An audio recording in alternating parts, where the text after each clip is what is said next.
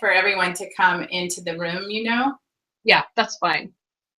Awesome. So we are live, and we are so happy to be here today. And we want to welcome anybody who's online to come into the room and let us know who you are and where you're from. And if you want to tell us what you're writing or where you are in the writing process, we would love to hear that as well.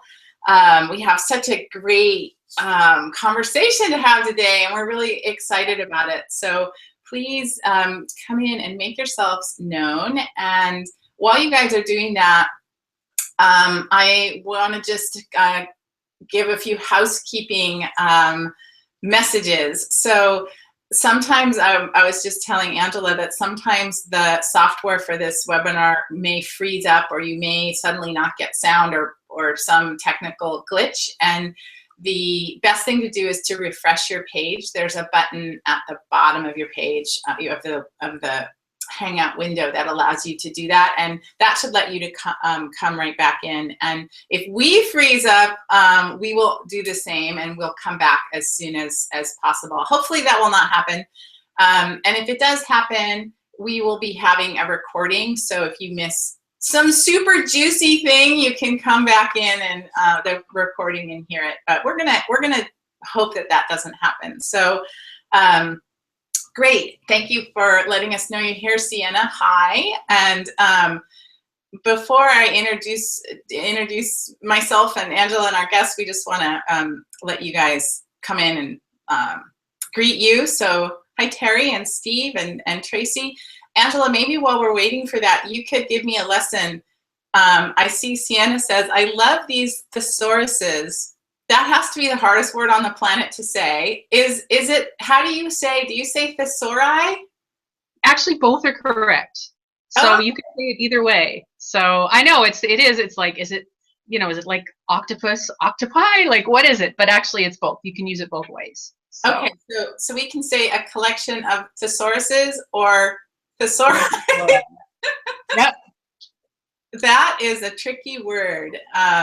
Great. Hi, Marie. Hi, Diane. This is awesome. Thank you guys for coming in and letting us know that you're here. We have a lot of people who are going to be on this call and who are going to hear it in recorded form. So that's excellent. Hi, Anna. From Spain. From Spain. Octopussums. Steve is proposing a new form. I think we should make our own word for this. Yes. I know. Lots of people from North Carolina, and lots of fans of Angela, of course. So thank you guys. Welcome everyone. So I'm gonna get started with our official welcome. So I am Jenny Nash. I'm the author of 8 books, and I'm a book coach, and I'm also the founder and chief creative officer of Author Accelerator, which is an online program that offers book coaching to writers.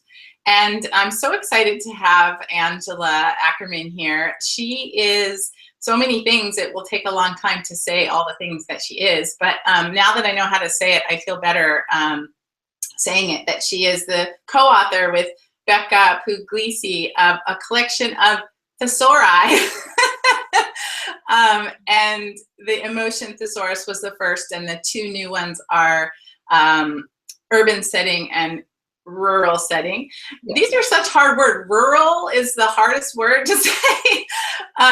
So that is the author, part of the author side of Angela's work, and she also she and Becky also run Writers Helping Writers, which is a blog for writers, and the One Stop for Writers, which you can find within that, which is a library of tools and resources, and it's an amazing collection of things for writers there. And the thesauri live there. That's their home. So subscribers can get access to them through there, as well as buying them on Amazon.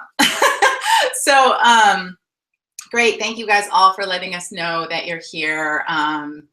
Oh, wow, Tracy in the UK, that is a historic place to be at the moment. And we're glad that you took the time to join us. And Debbie from, what's A2? I don't know what A2 is, but somewhere, she's from somewhere.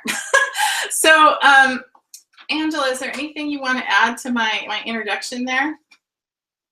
No, like that's pretty thorough. So that pretty much covers all the different places that I am. So no, it's all good. Okay, excellent. So what we're doing here today is getting inside of the launch of the 2 newest books in the Thesauri collection. And I was part of a group of, I guess you would call it fans or insiders, who are part of the Thesaurus Club.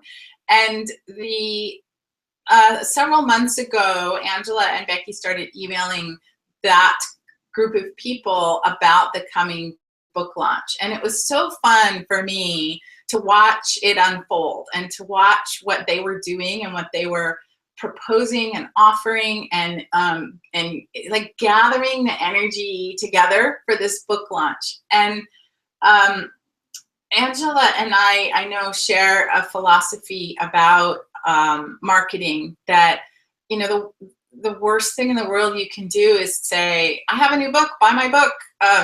It just doesn't work. And so the question is, what does work? And I think what Angela and Becky did here was remarkable and beautiful and powerful.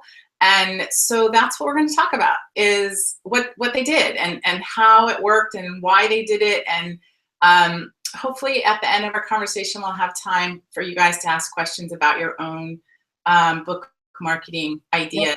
We could weigh in on those. So to get started, Angela, you have a really, like I said, a beautiful philosophy about engaging with your audience. And I wondered if you could just start by telling us what that is and where that comes from.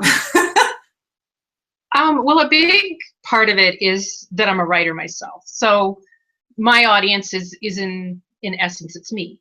And, I am a firm believer that you should respect people, no matter who they are, no matter what kind of audience they are, that you should respect them. And how you do that as a writer is you try to understand what's important to them. You understand what it is that they value. You understand what it is that they need. And then you try to provide it in some way. And that's kind of, that is a big part of Becca and my brand with Writers Helping Writers, is we are all about how can we offer value? How can we do something for someone else that is something that they need, or something that's going to entertain them, or something that's going to give them something. And this is kind of how we always interact with people, whether or not it's a book launch or not. I want to know what it is that I can do for you. I want to know what it is. How can I add to what you're going through right now? How can I help you develop yourself in some way? And it's just something that Becca and I both really strongly believe in. We're terrible. I'm kind of really terrible at putting myself out there, like as a, hey, look at me kind of stuff. I don't like it. And so this is a way for me to connect with people, because I do love to help. I love to help people. And so kind of adhering to this sort of philosophy when it comes to launching something, it allows me to become discoverable with my audience in a way that feels very natural to me and doesn't feel promotion centric at all. So that's kind of why we do it that way. See, that's what I mean about it being so beautiful. I mean, that's just such a beautiful sentiment. And I know we have a lot of writers tuning in today who write fiction. So I know a lot of people will immediately be saying, well, you know, a thesaurus for writers is a tool that can directly help writers. So that's easy for you to say, but what about me if I'm writing fiction? Absolutely. Can we talk about that for just a second? Yeah, absolutely. And it's something that I see a lot, because people will, on Facebook, they'll be in group chats, and they're like, oh, I'm having such a hard time, reaching my audience. I'm having such a hard time trying to market.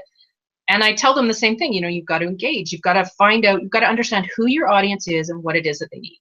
And they're like, Angela, like you write for writers, so it's really easy for you. And on some level, it is easy. But for fiction authors, it's still the same premise. You need to understand who your exact audience is. Who are the people most likely to want to read your book?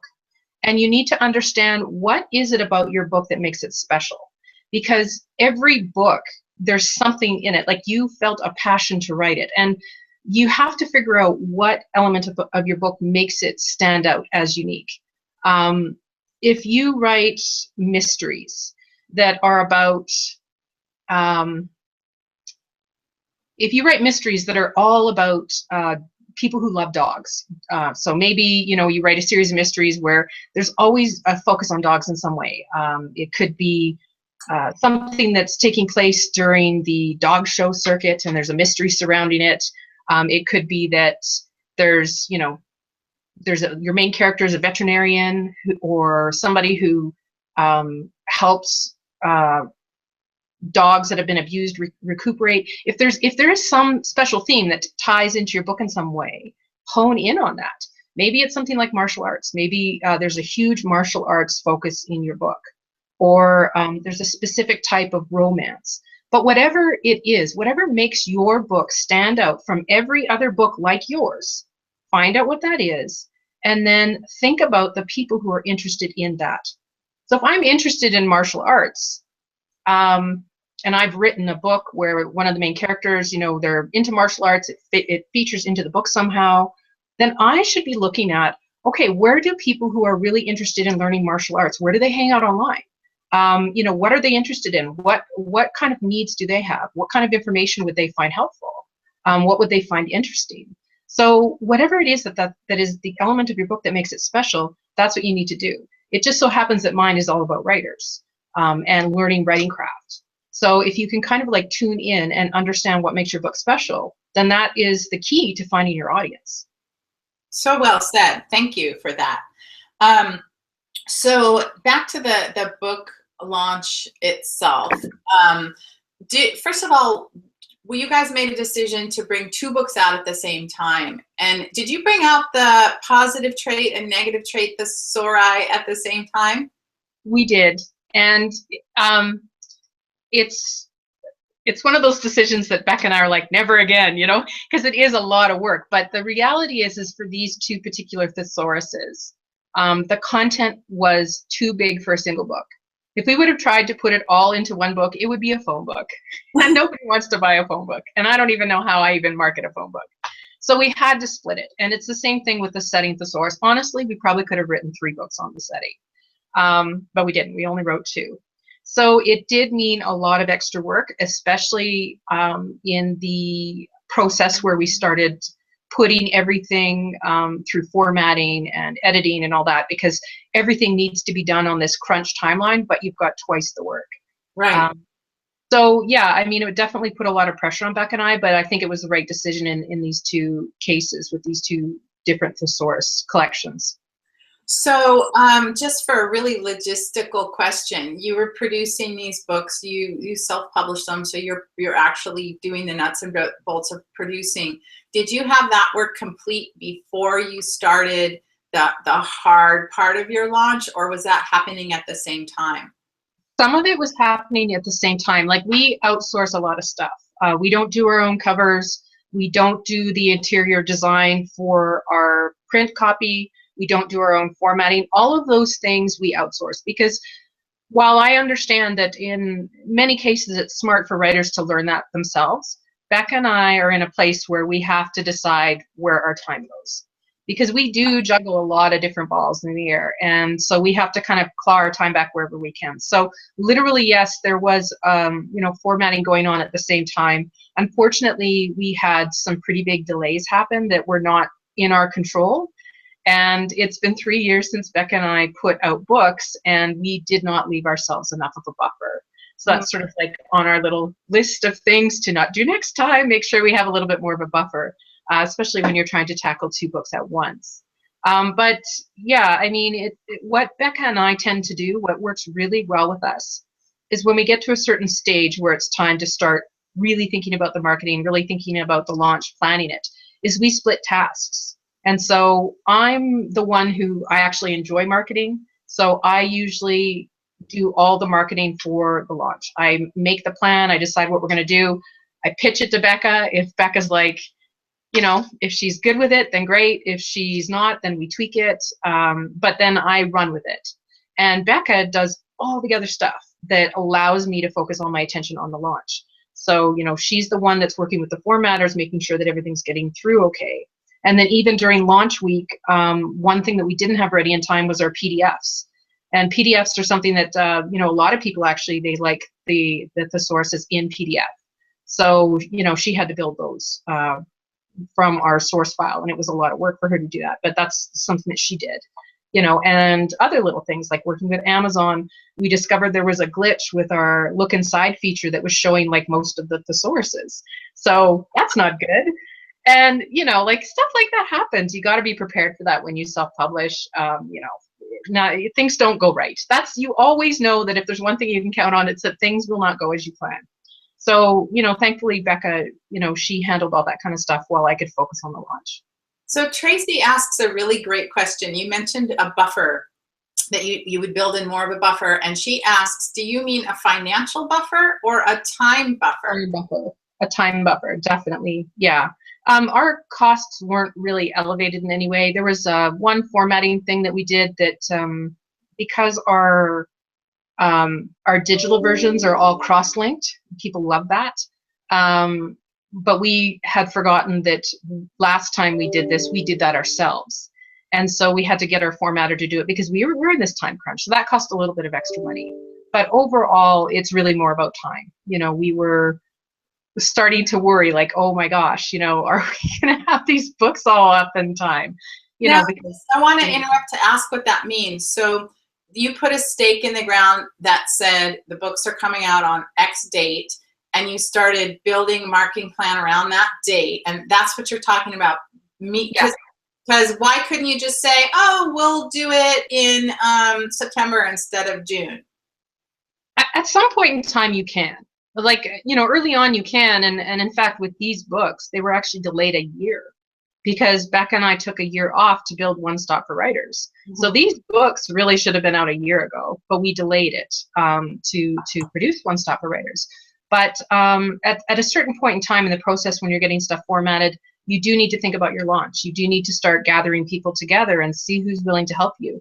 And once you're starting to do that and you're committing people to help you during a certain time period, it's really hard to say, yeah, you know, now we're going to push it. The other kind of time constraint that we had is that at the start of July, I'm going on away for a month. So, you know, it was kind of like we do it now or we'll have to wait till I come back. And we didn't want to delay that long. So I want to ask a question that may seem really obvious, but what you just said about you start gathering people together, asking them to do things. I mean, that's what a launch is. That's the whole reason you do a launch, to try to have a concentration of helpful energy so that you can launch the book with a bang. Could you just talk about that basic idea of why that matters rather than just sort of putting the book up for sale and then, you know, I guess what might be called a soft launch, and then trickling out the things. You guys did a big concentrated pow of a launch. And can you just talk about the strategy in general for doing that? A big part of that had to do with discoverability. As I mentioned before, the last time Beck and I put out books was 2013. That's 3 years. And I know, you know, we have a lot of people that love our blog, love our books, but at the same time, you know, we always run across people that are, oh, wow, I had no idea that you guys had new books out. They even say that about the positive and negative trait thesaurus books. You know, everybody knows the emotion thesaurus. People don't always know about those two on personality and character building. And it's the same thing now, as we're in this situation where it's been 3 years. So we need a way to try to let a lot of people know that these things exist. And doing something like this, where it is a concentrated sort of launch strategy, where we get a lot of people talking about it at once, really is a powerful method of discoverability. And for me, that's my goal with a launch. It's not book sales, it's not Amazon ratings or anything like that. It's discoverability, because I'm a firm believer that if people discover our books, if people discover our site, Writers Helping Writers, they will see the value that's there. And it's going to influence whether or not they choose to look into our books or not. And I think people are very capable of making their own decisions. They don't need me yelling at them saying, you should buy my book. Like, people can look at it and they can decide for themselves, is this something that I need? Is this something that's going to help me as a writer?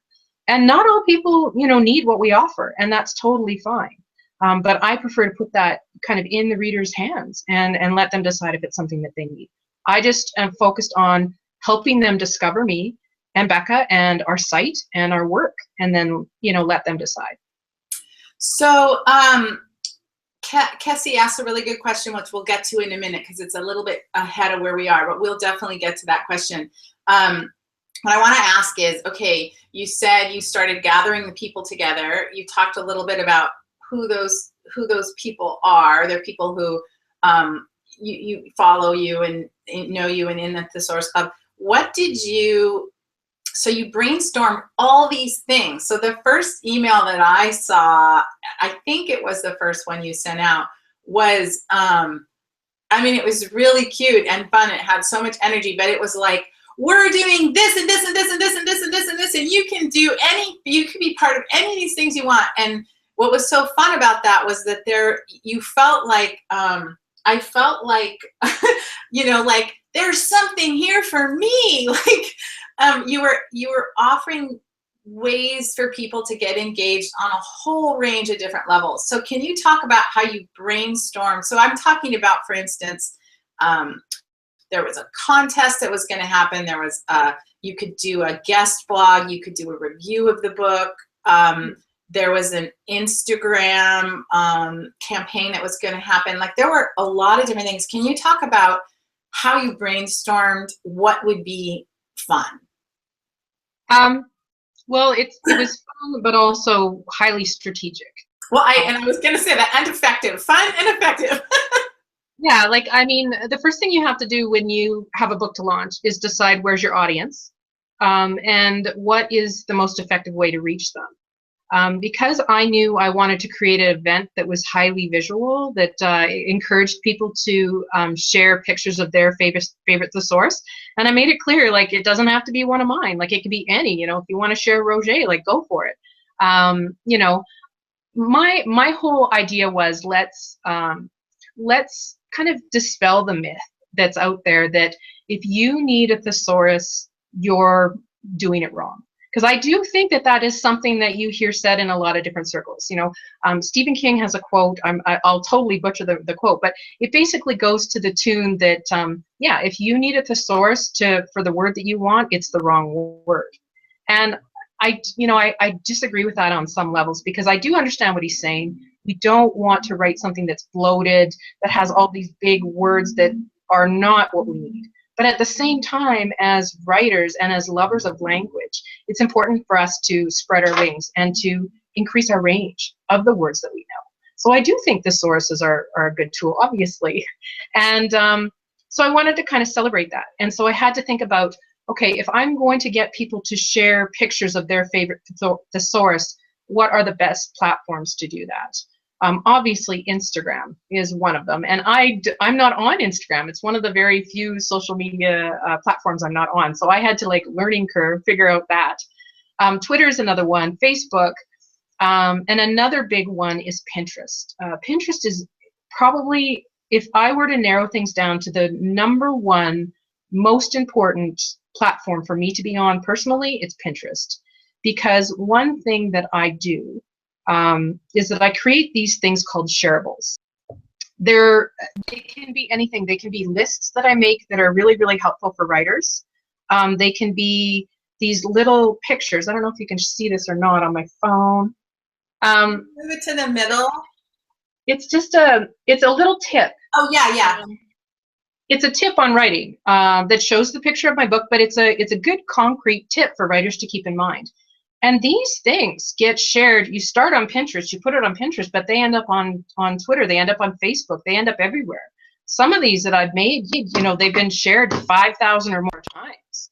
And you just can't put a price on that kind of exposure. So yeah, I really had to think about, if I'm going to do a visual sort of campaign this time, what are the best platforms? And so, you know, I wanted to find people who are willing to share stuff online. But most important of all, I really needed to find people willing to blog on sometime during the launch week, with a gateway post that led people to our website and to the giveaway that we were running, which was Rock the Vault. And the whole idea behind it is, it's free to enter. You don't have to do anything to enter. There's no hoops to jump through. That's something that we are known for. We never ask people to jump through hoops. But the more you share these pictures, the more prizes can be unlocked. So it was encouraging the writing community to work together, because that is a big part of, you know, our belief system, is that when we work together as writers, we do incredible things. And so that's a really important piece of Beck and I that we want to always infuse in stuff that we do. And what do you mean by jump through hoops? What would that look like, just so people know what you mean by that? What I mean by that is quite often when there's a giveaway, you'll see a raffle copter thing where you need to sign up to somebody's Facebook page. You have to subscribe to their newsletter. You have to, you know, the more things you do, the more entries you get. And I don't do that. There's a lot of things that I don't do that a lot of people do. And I'm not saying that it's wrong. One thing I don't do is with my newsletter, I don't have some freebie, like if you sign up to my newsletter, you get blah. It's just kind of like you sign up and you're going to get a lot of great value. And, you know, so I don't have those kind of incentives. And yet I do see organic growth. Like, I think I looked today and I've got over 5,000 people subscribed, you know, to our blog in some way. Just over the week of the launch, we've had 60 new email subscribers to the newsletter. And that's not me doing anything. That's not me saying, hey, subscribe to the newsletter. It's just a link in my blog. So I think people appreciate that, because, again, there's so much of that out there. Everybody is doing this. Everybody's trying to get you to sign up to their newsletter. Everybody's trying to get you to follow them on Twitter and like their Facebook page. I prefer that if you're going to follow my Facebook page, it's because you want to hang out with me. If you want my newsletter, it's because maybe you want to hear what I have to say. So those kind of connections, that's where I'm focused on, is not pushing that kind of stuff. So that's what I mean by hoops, is I don't ever ask people to do things. Even social sharing, it's totally optional. You can share a link or not. You can still enter for free. So I think this is a really good moment to talk about the response you got from your community and the people that you asked to help you with these launch ideas in some way, because you got a lot of enthusiasm and engagement and response. People were really eager to be part of it. Can you try to break down why you think that you got that response? What piqued their interest or their motivation, or because it was very organic, like you say, and it wasn't people trying to get something, or, you know, these strategic affiliate partnerships. It was very just sort of loving. So what do you think struck people about what you were trying to do? I think that more than anything, people connect to Beck and I. We are our brand, writers helping writers. That's what we do every day. We do it on our blog, we do it on Twitter, we do it in everything that we do, our books. It's all about helping other people. And so if I were to guess, I mean, you'd have to ask everybody in the comments as to whether or not I'm right or not, but I think it's because there is something we all have deep inside that we want to reciprocate. When someone helps us, we want to help them in return. We want to do something. And I think a lot of people, they appreciate what we do. They appreciate what we give. And they want to, when there's a time where Beck and I are open and saying, hey, we need help, a lot of people come forward and say, I'll help. And every time it happens, it really does blow me away. And it's kind of a difficult thing for me to process, because, you know, one of the things that you have to figure out when you're writing is, you know, your character's emotional wounds and all this kind of stuff. And I have a lot of baggage around asking for help. It's a very difficult thing for me to do. I like to be the helper. I don't like being the helpy. I don't like asking for help. But the reality is twofold. First of all, we all need help at some point in time. And it's important that we ask for it. That's how we get ahead as writers. And the other thing to remember is about helping is that everybody deserves that feeling of goodwill that you get when you do help somebody. And if I don't ask for help, I'm denying someone that feeling. So why shouldn't I ask for help? I got to get over my own hangups and just ask. And so I think that's why people sign up for it. They also know that the events that we do are always fun in some way, interesting. They're different than what you see elsewhere. And that's part of our success, is that we don't do a wash and repeat of the kind of events that you see typically. We're very engaged with people. We want people to have fun. We're providing value in some way. Often there's a pay it forward element or a community building element. And these are all things that people just really connect to. So that would be my guess. That's lovely. If anybody listening wants to answer that question about why you think people responded with such passion to Angela and Becky and their ideas, we could reflect that back to her, because that might be fun for her to see what you guys think of her and her brand, and why people might be willing to help her. Because I know I was one of the people that sort of jumped in with what I thought I could offer, and the reason I did that was exactly what you're describing. There's just a spirit to what you were doing that was, obviously you're very strategic and that comes across, but it was also just really fun. And the way that you were sharing, the thing you were sharing about Instagram was so cute. So Angela was saying, we're doing this whole Instagram thing, and I don't know Instagram, and I'm learning Instagram, and I don't know. And I thought that was just so charming, that I actually went and signed up for Instagram myself, because, my kids have been harping on me about doing it. I know there's a lot going on there that's really interesting. My friends are all on it, and you inspired me. It's like, you know what, if she's going to learn how to do this in the middle of a book launch, I'm going to learn how to do this too.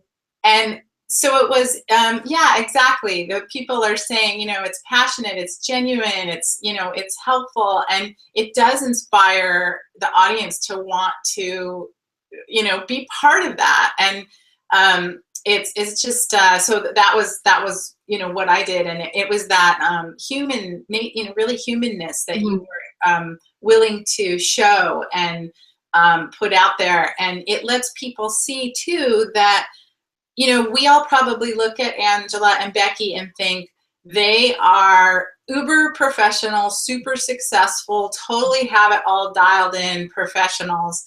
But the reality is they're just people. They're just trying. They're just out there trying to, do good and do what they do. And the spirit of what you were writing really showed that. It was like, I'm going to learn Instagram, and I loved that. That for me was the trigger. That's cool. That's cool to get that kind of feedback. I think when we're talking about communicating with your street team or your launch team or whatever you want to call it, I think that it is really important to be enthusiastic, to infuse a sense of team spirit in everything that you're doing, because at the end of the day, it's these people who are going to make or break a launch. I'm just Angela, I'm just one person. There's only so much I can do. And you really have to, you have to bring people together and get everybody on the same page, and also make them feel valued. Because again, these people, they're giving up time with their families, they're giving up time with their writing, and we all know how little time there is with writing. We all struggle with that.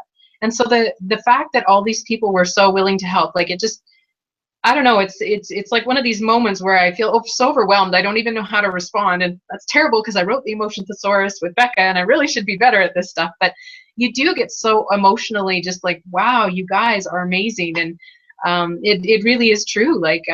These people that, like I said, they're taking time out of their day to help you. So yeah, you have to be organized. You have to make it as easy as possible for them to participate. Give them options on whatever they want, whatever participation looks like for them. That's why I created all those options. Some people didn't have blogs, so the blogging thing wasn't something that they were interested in. Other people, they wanted to review, and that was kind of how they wanted to contribute. Other people were happy to social share. And so by giving them different options of what they wanted to do, and then providing everything that they needed, it made it really easy. because again, I'm trying to respect their time as much as possible, right? They're giving their time to me, so the best thing I can do is try to do as much work as I can to sort of make it easy for them to help out. So you bring up something that Kessie asked about, so this is a really good time to ask you that. So in the invitation that you sent to people to engage with this campaign, when that email went out, you had a ton of, you said you want to make it easy for people. You had photos, you had swipe copy for tweets, you had, so that swipe copy is, you can swipe it and just use it. You had, I'm trying to think of everything, like you were feeding people templates that they could use, ideas for how they could do a blog post. Like you were handing it to them on a silver platter as much as possible to make it easy for them. Can you just, there's two questions I want to ask about that. The first is, how much time did you spend doing all that? Because that strikes me that that was probably a huge amount of the work.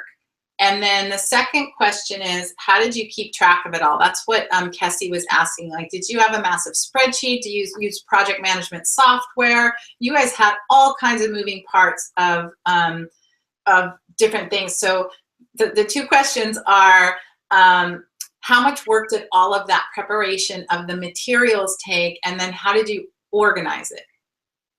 I'm not going to lie. It was a lot of work. These things are a lot of work. Like, let's be clear. There's no, easy thing where you just put in a couple hours and then magic happens. Like, it doesn't matter who you are, how big you are, what you're selling, whatever. I mean, there's if you want something to be successful, you really have to work at it. And like I said, you need to think about your audience. And in this case, my audience was the Thesaurus Club, the team. What do they need? What can I give them that's going to make things easier? So you just adapt what you think about your book audience to the people that you're working with. And this creates a good relationship. So yes, it was a lot of work. But a lot of the things that I built are things that are going to have long-term repercussions. So for example, all those shareable images I created, those are all on Pinterest. Those are all things that I can share, here and there, share one on Twitter or on Facebook. They'll live forever, those kind of stuff. The checklists that I did, there's one on 4 or 5 different ways to infuse mood into a scene. And then there's another one that talks about sensory description in a scene and what all the different senses bring to the table. These things are really have high value, and they tend to get shared a lot. So putting the time and energy to that kind of stuff that's long term is just really smart. So you don't really think about the time that it took you to make that. The blog posts, that took a bit of time because I had so many people that were willing to help with blogs. I didn't want the same blog going out to every single person. I think there was, I want to say almost 90 people that blogged. It was something like that. And so I actually created 4 different blog posts and divided everybody into 4 groups so that hopefully it would minimize if someone was, exposed to this post on this blog and then they went and visited someone else's blog, there'd be a little bit of different content. And so that's what I tried to do. I also, with each of these 4 groups, I had a different secret setting link that people could go to.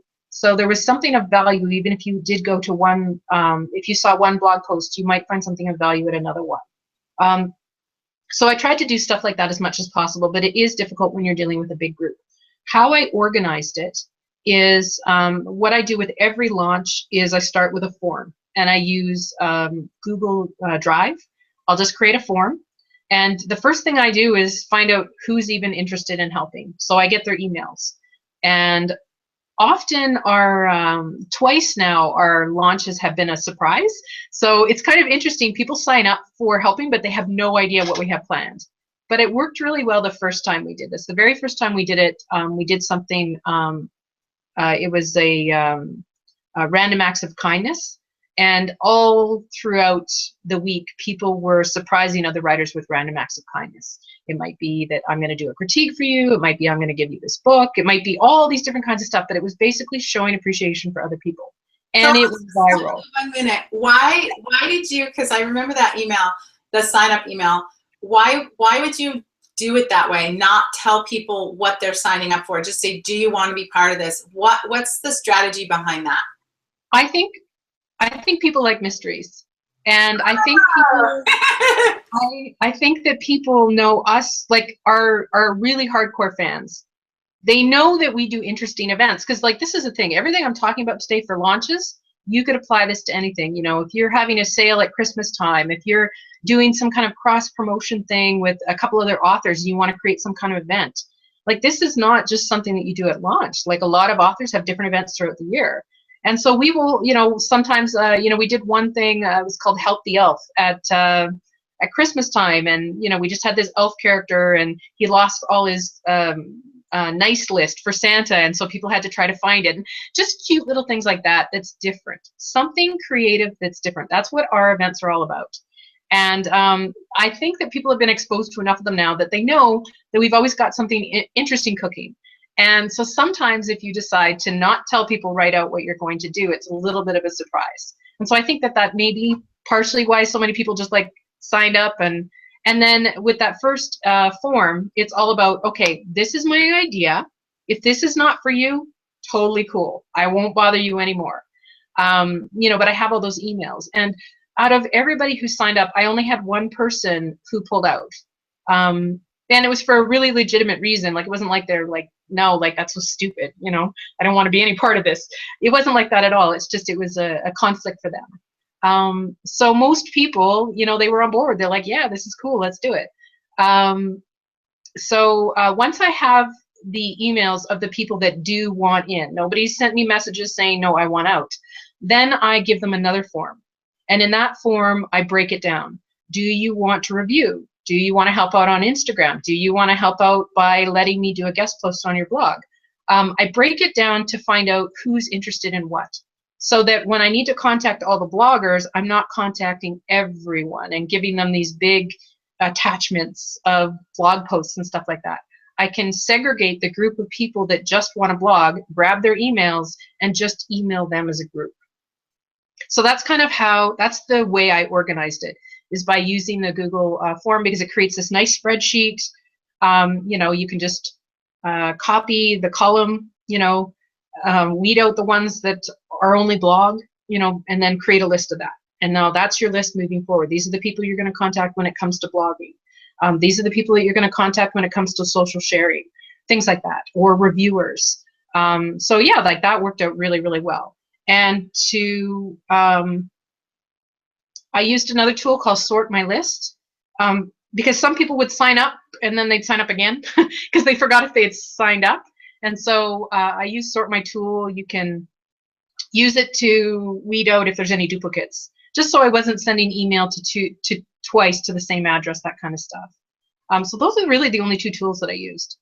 So can we talk for a minute about technology tools? Because I have a lot of writers that I work with that one of the things that holds them back from engaging on social media or doing this kind of marketing is they're afraid of the technology. And there seems like there's so much technology that you need to do these things, and it is scary, and it is hard to get over that hurdle of, well, gosh, I have to learn how MailChimp works, and that seems super daunting. Or you're mentioning some tools here.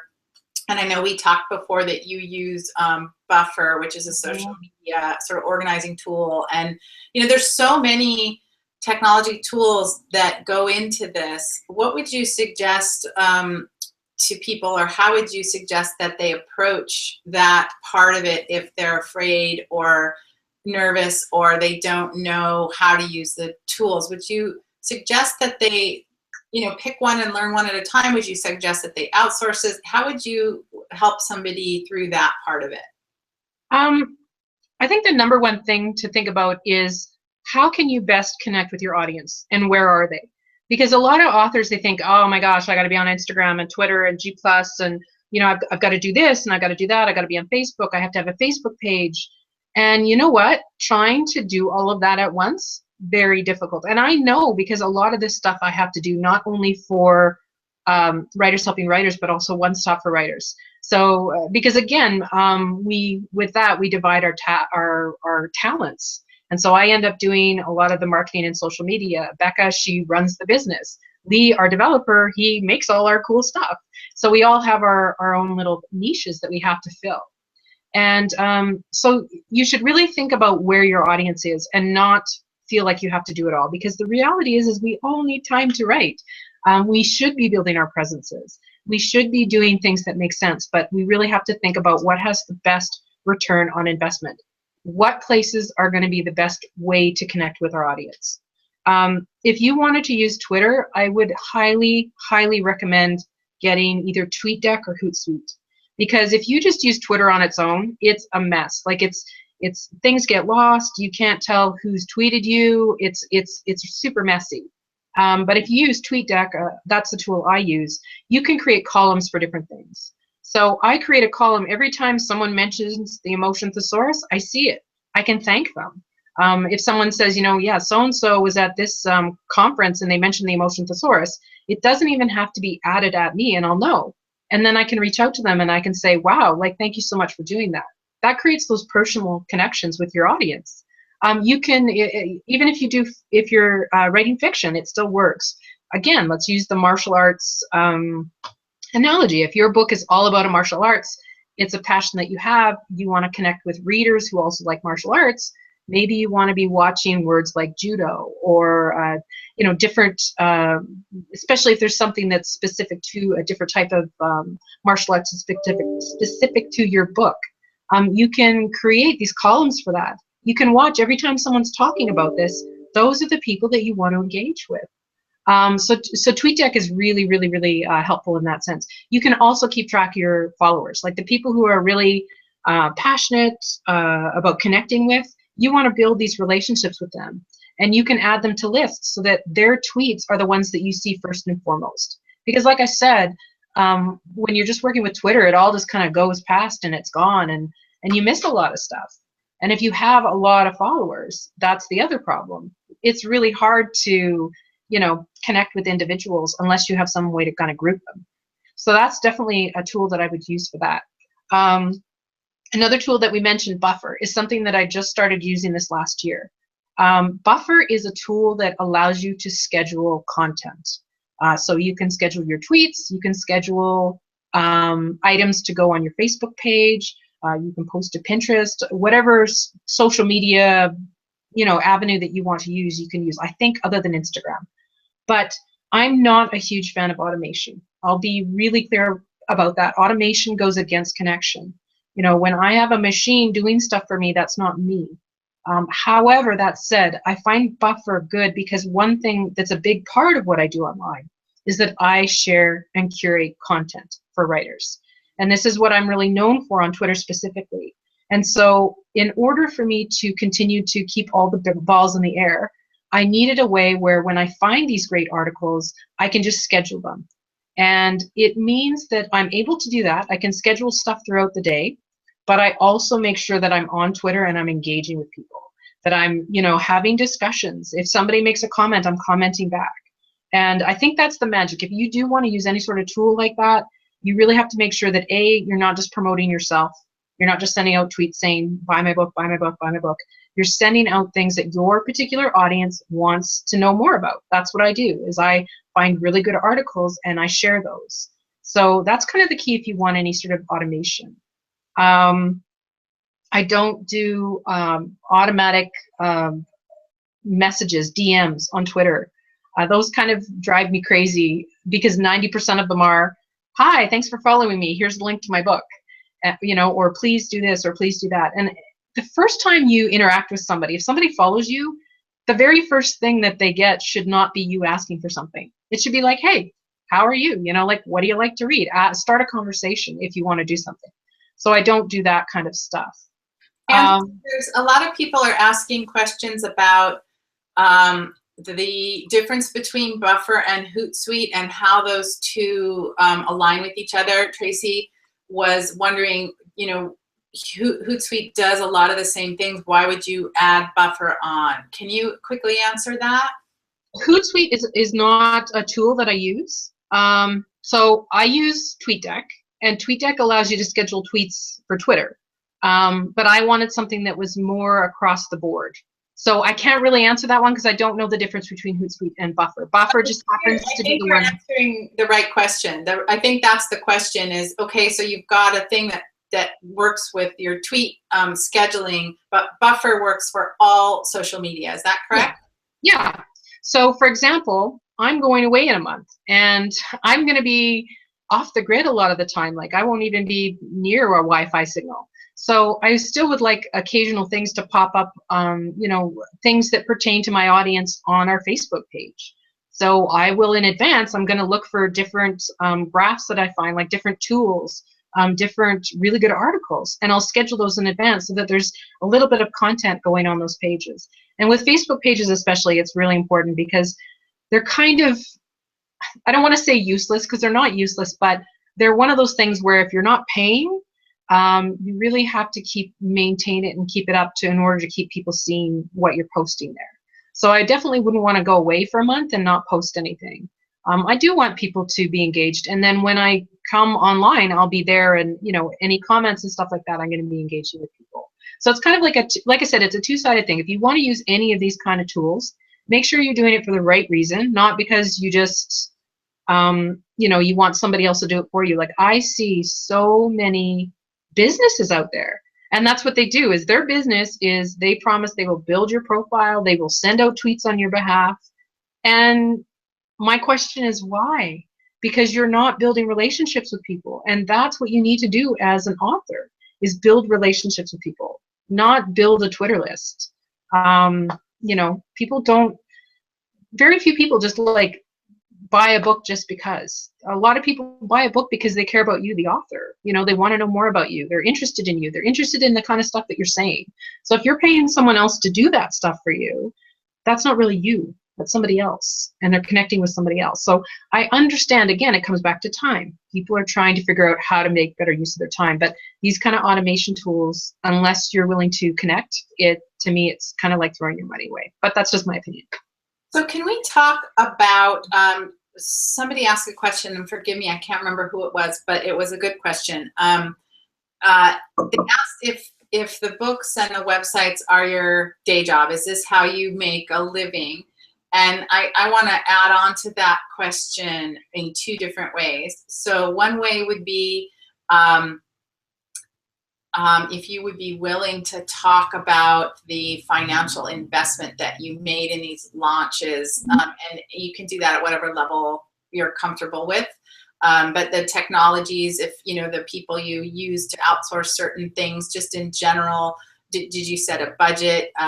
You know, did you have to sacrifice, you know, lunch to do that, or you know, just maybe some general ideas. And then the second part would be, what if somebody, if they're writing, or their writing life is not yet there, that they're not yet able to devote their days to it. So let's start with, is this your day job?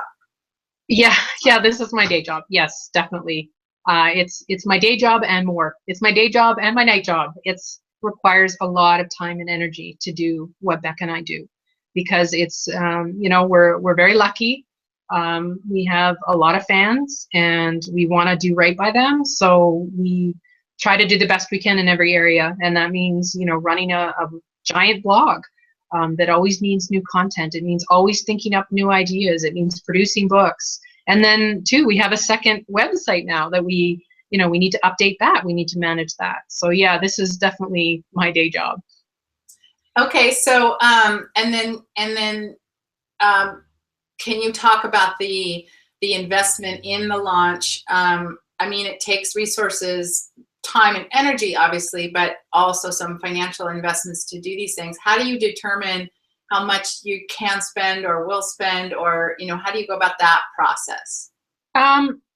With our launch specifically, we realized that this launch would have a lot of prizes, and we wanted to be responsible for those prizes. Like you had generously offered your blueprint for a book, which was wonderful. Thank you so much for doing that.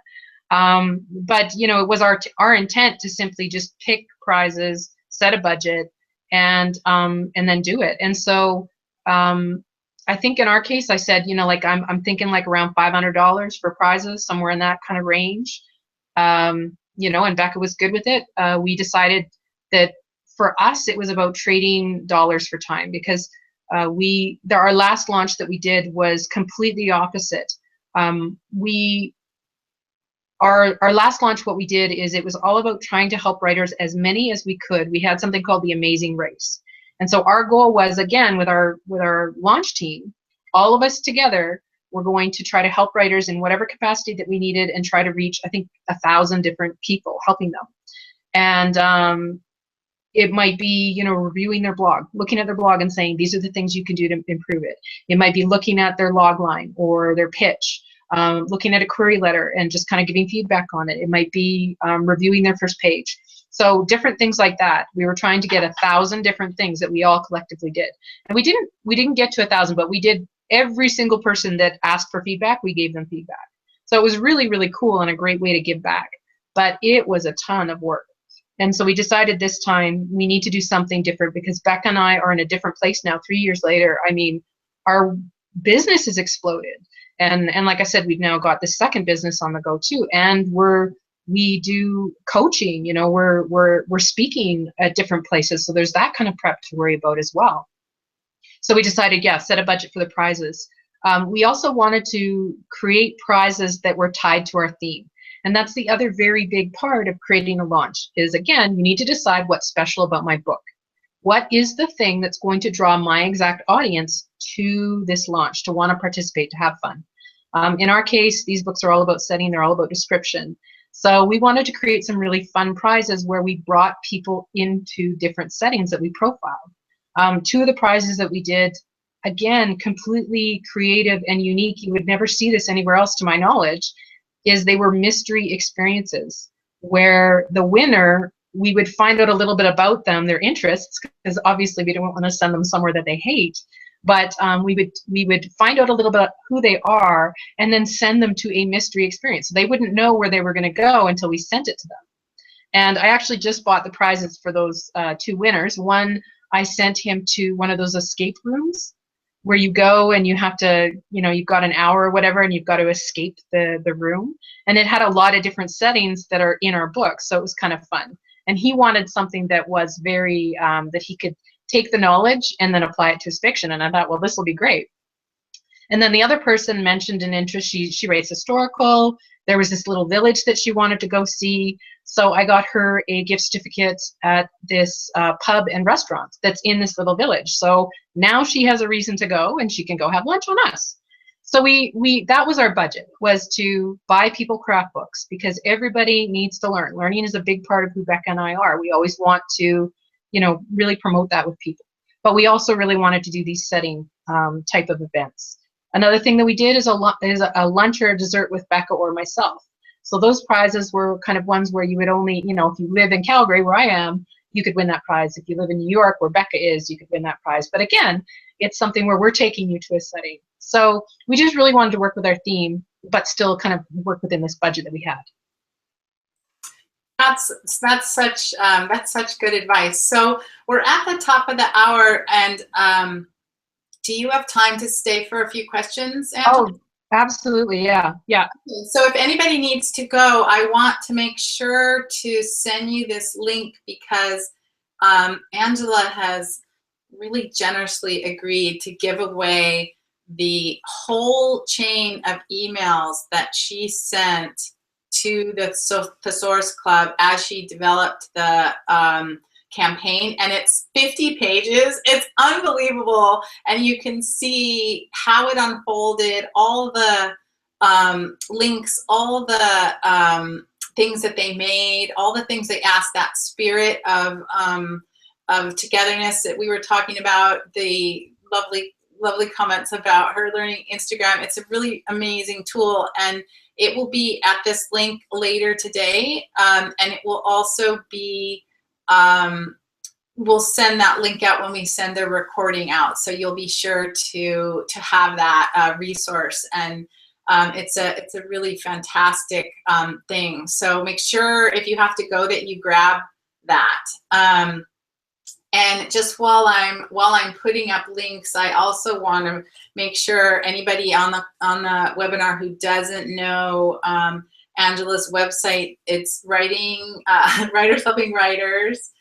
And here's the one-stop for writers, which is the library of resources. So the one-stop for writers is where you can get all the thesauri and a ton of writing tools on a subscription basis. There's a free part and a subscription basis, but there's amazing stuff there. And then I'm also going to just put up, in case you have to go, a link to my Author Accelerator book coaching, online book coaching. So you guys can check those things out and see if they might help you. So now we're going to just take some questions from you guys. Hopefully we've answered all the ones that came in while we were chatting. This may be my favorite question ever from Carol. She says, how do you have time to write and breathe and eat? That's an excellent question. It really, you have to have strong time management. You have to have good focus. You have to decide what are the important things that need to get done. And I mean, in my case, it's very helpful because Beck and I are a team, and we divide and conquer. We're like, okay, these things all need to be done. She's going to do these things. I'm going to do these things, and we are an excellent partnership. So in our case, I would never be able to do what I do if I did not have Becca's support. Absolutely. She's just utterly amazing, very organized, and she has skills that I don't. Which is really good because we complement each other in so many ways. There's things that, that I do really well that she doesn't. There's things that she does really well that I don't even want to touch with a 10-foot pole. So it's just a really good kind of marriage that we have going on. But yeah, like, I mean, I definitely need to figure out a better work-life balance. I'm still trying to figure that out, but I'm trying to really weigh everything that comes my way, every opportunity, everything that I want to do. I think about the time that it's going to take. And then I think about how can I do this more efficiently? How can I do this better? And that's one of the reasons why I decided to subscribe to Buffer. Is originally I'm like, ugh, it's an automation tool. I don't want to do that. But I realized, you know what, like I need to get past that and use it in a way that makes sense for me. And like I said, how I do that is I'm not scheduling tweets saying, I'm awesome, buy my stuff. I'm scheduling tweets that are about, great links for writers, like read this article. This is going to help you with this. I found this checklist, that stuff. I don't have any problem scheduling that throughout the day. And I don't think, I hope people don't either, because like I said, I check in, I engage with people. So, that has definitely made a big difference for me using that Buffer tool. But yeah, it is a lot of work. And sometimes I eat at my desk. Becca and I have scheduled we've tried to schedule our summer off, so we're hoping that we'll get a little bit of downtime. Maybe. So I'm just reposting the link where you can get the swipe copy that Angela will be sharing. It's not there right now. It will be there later today, and then you'll also automatically get it since you were on this call. It'll be in the email we send out with the recording later today, so you'll get it for sure. You won't be able to miss it. So that. Thank you so much for putting that together, because that was all you. Because I did not have to, going back to the time thing. I mean, yeah.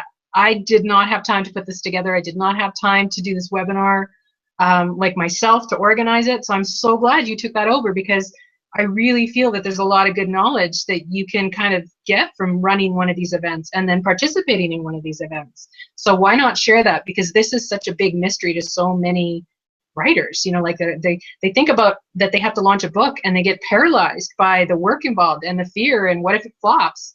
And, like you just have to take it a bite at a time, and you just have to, okay, well, put all that aside. What can I do? How can I structure this? And so I'm really appreciative that you put all this together. Thank you so much, because it does allow me a way to kind of share this stuff. You're welcome. And I should just say that, that was why this was so fun, is that all the things that I did to participate and engage in your launch were the things that you're talking about. You organically like to do, and it's things I like to do. You talk about looking for opportunities to help, and I just saw that and jumped in and did that. And so what Angela's referring to is the swipe copy that she's so generously sharing. I have a summer intern this summer, which has just been delightful. She's a college student at Emerson in Boston. I'm in LA. I've never met her, but she is, wants to learn and is just fantastic and everything. And so I said to Angela, I'll grab all those emails since I was on the receiving end, and I'll have my intern make this PDF. And it sounds like it's just like an easy thing to do. It's not an easy thing to do. And but I thought this is a great opportunity for my intern to learn how to do something. She would get to be engaged with that material, which was really fun for her. It was like a win-win-win all around. And I'm paying my intern. I would never have an intern I didn't pay, but the cost of doing that was completely and 100% my joy to spend and to do. And that's the kind of but that's the kind of thing we're talking about, is you invest your time and your energy and your money in the things that you feel truly passionate about and strong about. And it's not what we're talking about is not a tit for tat, or when it just bubbles up organically, it's just so fun for everyone. It's just a win for everyone. So I hope that's the message that's coming across to everybody. So mostly we're just getting a lot of thanks, Angela, and people thanking you for your generosity and loving your thesauri. And somebody just introduced one to a 16-year-old writer who was thrilled. And let's see, Carol is saying, she said, so she contributed to the launch as well. And she was saying that she felt like her contribution was important, and writing notes so she would remember to do that with her launch team. She's going to launch a YA historical fiction. So it's fun to participate, right? It's fun to be part of something. It's fun to feel like you have something to give. And that's the key to remember. Angela, have I missed any critical thing? What should I have asked that I didn't ask?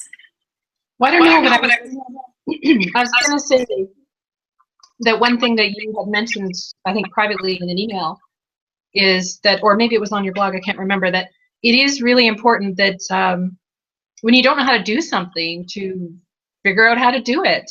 And I think that that's a big part of this too, is launches seem really complex and overwhelming sometimes. So sometimes the best thing you can do is join one before you go do your own, and see what people do, and then see how it goes over. Kind of make your own judgments as to what really worked and how people connected with their audience and stuff like that.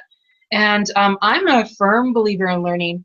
One of the things that I did post-launch is I asked people for feedback. I said, if you have any feedback to give me, like on how I can do this better, because one thing that I did to say thank you to my group is I created like a miniature giveaway just to the people in the group. And one of the questions on the form that you filled out to enter the giveaway was, do you have any comments that you want to give me, any feedback, so that I can do a better job next time? And I think that's important because, again, I think people, they do look at other people and are like, oh my God, she's got it all together. And I mean, we don't. None of us do. We're all trying to figure stuff out as we go along. And the more we open ourselves to a learning mindset, the easier things get. It's just, if you don't know something, ask questions. If you need help, ask for help, even though it's hard sometimes to ask for help. And if you want to learn something, figure out how you can get that kind of knowledge. So I learned a few things, from the people in my group, feedback that now next time I can do better. My emails were too long, which is, I totally get that. They were very long emails. I was trying to compact everything into one email so I didn't overwhelm people's inboxes, but I think I went a little too far. So that's good for me to know. For next time, I can change that a little bit. So, just stuff like that. It's really helpful to get feedback. And I'm never afraid of feedback. Anything that someone tells me, good, bad, I can apply and I can grow. And that's what it's really all about for all of us, is growing in some way. So. Well, I love what you said. I'm a serial signer upper for all kinds of things because I love to see how people are doing things and what their processes are and how they work. And I take a lot of classes and webinars and things just to keep my learning up. And I probably do something once a week. If there's, like you're saying, if there's a technology that I don't know that I want to learn, I'll find a great class on it and I'll take it and I'll start trying to chip away at learning that. I set aside time to do that. There's, you know, you have to, that learning mindset idea is so important. And what people forget is that being a writer has become very entrepreneurial, and entrepreneurs are always, I guess the technical word is pivoting, right? Like looking here and looking there, and what are they going to do? And what you were just saying, getting information so you could do better and learn better, and what do your audience want and what's working. You know, I love following some of the really big famous writers who are just killing it to see, like, what do they do with that's, you know, like, where's the magic, right? Yeah, and it, you know, it always comes back to, you know, one of my favorite people to watch is Elizabeth Gilbert, because I'm just fascinated by how many people gravitate toward her. And if you go to her Facebook page, I mean, she has like, I think it's like 2 million, I mean, just like so many followers. And I heard her speak about that, and she said that the first thing she does when she wakes up in the morning is goes onto Facebook and sees who commented and comments back. Like she does that. It's not it's easy to say, oh, Elizabeth Gilbert must have a team of 15 people running her social media, but she does it and she loves it, and you can feel that and you can tell. So, you know, you can even learn from super famous people about what's working. So thank you guys all so much for coming, and I'm glad you enjoyed it. And we will be sending out that recording and that link. And Angela, I feel like we could have talked for 3 weeks about this. So yeah, maybe we'll have to do it again on another aspect of this. You're so articulate and it's so interesting. And I think this is just really exactly what writers need to hear is really how it works. So yeah, no, I'm happy to share, you know, whatever it is that is helpful to people. I'm happy to share it. So thank you again for hosting this, because like I said, otherwise it probably wouldn't have happened. So that's really great. So and thanks to everybody who took time. Yeah, thank you all. You guys are so cute. We're glad you liked it, Chris and Terry and Trish and Carol and all you guys. So look for the recording if you want to listen in again, and for that amazing swipe copy that Angela's making available. And we will hopefully see you guys again sometime in something else that we do or that you do. And good luck with your work. Okay, bye. Bye, Angela.